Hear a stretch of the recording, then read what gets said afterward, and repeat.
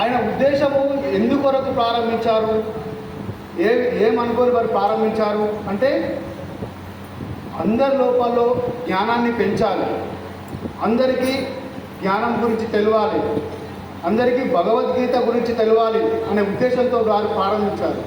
ఇప్పుడు సత్సంగం అంటే నేను ఒక చిన్న ఉపమానం చెప్తాను.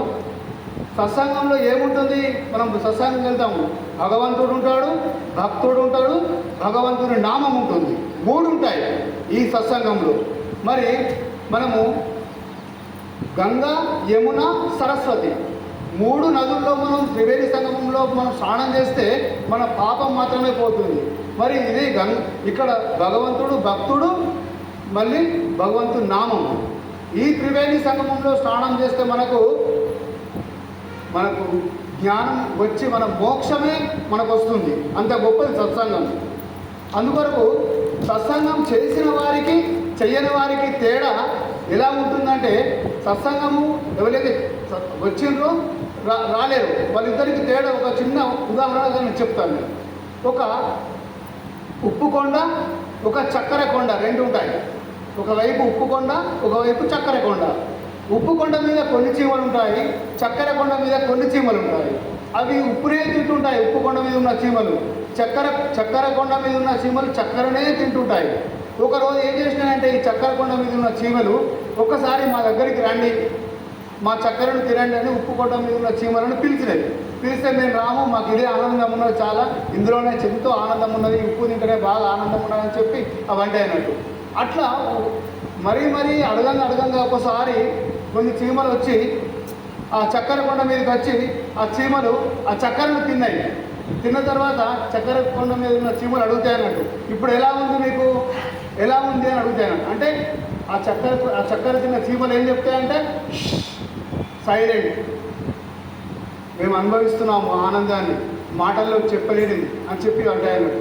అట్లాంటి గొప్పనైన మెసేజ్ మంచి మనకు ఏదైతే జ్ఞానం కావాలో అది సత్యానంద మహర్షి వారు ప్రారంభించారు. వారు మనకు భగవద్గీత కేవలం భగవద్గీత ప్రచారం కోసమే వారు ప్రారంభించారు. వారికి చాలా ఇష్టమైనది భగవద్గీత. మనకు వేమన చెప్పాడు, చదివి చదివి చదివి చావంగనేటికి చావులేని చదువు చదవవలయు, చదివి చదివి కోటి జనులు చచ్చరి కదా విశ్వదాభిరామ వినురవేమ. ఎన్నో చదువులు ఉంటాయి, బీటెక్ ఉంటుంది, ఫిజిక్స్ ఉంటుంది, ఇంకా డాక్టర్ ఉంటుంది, ఎన్నో చదువుతుంటాయి. అవన్నీ బుద్ధి కోసం. మరి చావులేని చదువు ఏంటిది? కేవలము భగవద్గీత ఒక్కటే మోక్షశాస్త్రం. అన్ని శాస్త్రాలు ఉన్నాయి కానీ ఒక భగవద్గీత ఒక్కటే మోక్షశాస్త్రం. మనకు ఆ రోజు మనకు ప్రారంభించిన ఈ సత్సంగము భగవద్గీతలో 18వ అధ్యాయంలో 69వ శ్లోకం ఉంటుంది ఒకటి. అదేంటంటే నచతస్మాన్ మనుష్యేషు కశ్చిన్మే ప్రియకృత్తమః భవితానచ మే తస్మాత్ అన్యః ప్రియతరో భువి. పరమాత్మ ఏం చెప్తాడంటే, ఎవడైతే భగవద్గీతను ప్రచారం చేస్తాడో వాడు ఈ భూప్రపంచంలో మొత్తానికి నాకు అత్యంతమైన ప్రియుడు, అత్యంతమైన ఇష్టమైన వాడని చెప్పి పరమాత్మ స్వయం తానే చెప్తాడు. 18వ అధ్యాయం 69వ శ్లోకంలో కూడా నచతస్మాన్ మనుష్యేషు కశ్చిన్మే ప్రియకృత్తమః భవితానచ మే తస్మాత్ అన్యః ప్రియతరో భువి. భవిష్యత్తులో కూడా ఉండబోడు, వాడే నాకు అత్యంతమైన ప్రియుడు అని చెప్తాడు. అందుకొరకే మనం ఏం చేయాలంటే, మన ముందున్న కర్తవ్యం ఏంటంటే, మనము భగవద్గీతను ప్రచారం చేయడానికి మనం ముందుండాలి. మనకు సత్సంగం జరుగుతున్నది, మనం వెళ్తుంటాము, మనతోని కూడా ఇంకొకరిని తీసుకుపోవాలా. మనకు శాస్త్రం ఏం చెప్తుందంటే, నీతోని ఒక వ్యక్తిని తీసుకెళ్తే ఆయన నీ పుణ్యం నీకు వస్తుంది, ఆయన తోలుకపోయినా అతని యొక్క సగం పుణ్యం కూడా నీకు వస్తుంది. కాబట్టి మనమే వెళ్ళకుండా మనతోని సత్సంగానికి ఎందుకంటే మనం భగవద్గీత లేదు, నహి జ్ఞానైన సదృశం పవిత్రం ఇహ బుద్ధ్యతే తస్వయం యోగ సంసిద్ధిం కాలేన ఆత్మని విద్యతే. అంటే జ్ఞానం కంటే సమానమైనది ఏది లేదు ప్రపంచంలో. ఆ జ్ఞానం ఎక్కడ దొరుకుతుందంటే మనకు గురువుల దగ్గర, స్వాముల దగ్గర, మన గురువుల దగ్గర దొరుకుతుంది. అట్లాంటి మరి జ్ఞానాన్ని మనం పొందాలంటే మనం ఏం చేయాలి?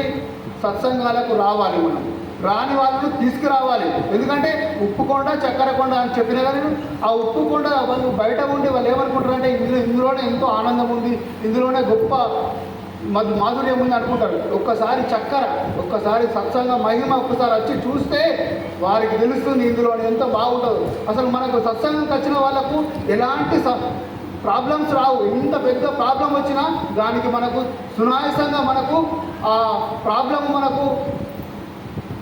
ఈజీగా దానికి పరిష్కారం అనేది దొరుకుతుంది. అంటే అనుభవించిన వాళ్ళకే తెలుస్తుంది. కాబట్టి ఎంత ఆనందం అంటే సుసుఖం కర్తు మవ్యయం, మనకు భగవద్గీతలో శ్రీకృష్ణ పరమాత్మ చెప్తాడు. ఎంత ఈజీ అంటే ఒక పండు ఒక తొడిమే ఎంత ఈజీగా పొందుతామో అంత ఈజీగా మనం మోక్షాన్ని పొందొచ్చు. మనకు 84,99,999 జన్మలైనాక ఈ మానవ జన్మ వస్తుంది మనకు. ఇది ఎలాంటి ఉపయోగించుకోవాలో 3 కిలోల శరీరాన్ని 70-80 కిలోలు చేసి దీన్ని ఇడ్లీ మీద ఇడ్లీ, చపాతీ మీద చపాతీ పెట్టి దీన్ని పెంచుతున్నాం మనం. చివరికి శరీరం ఏంటిది కట్టెలలో పెట్టి కాల్చి పారేస్తారు.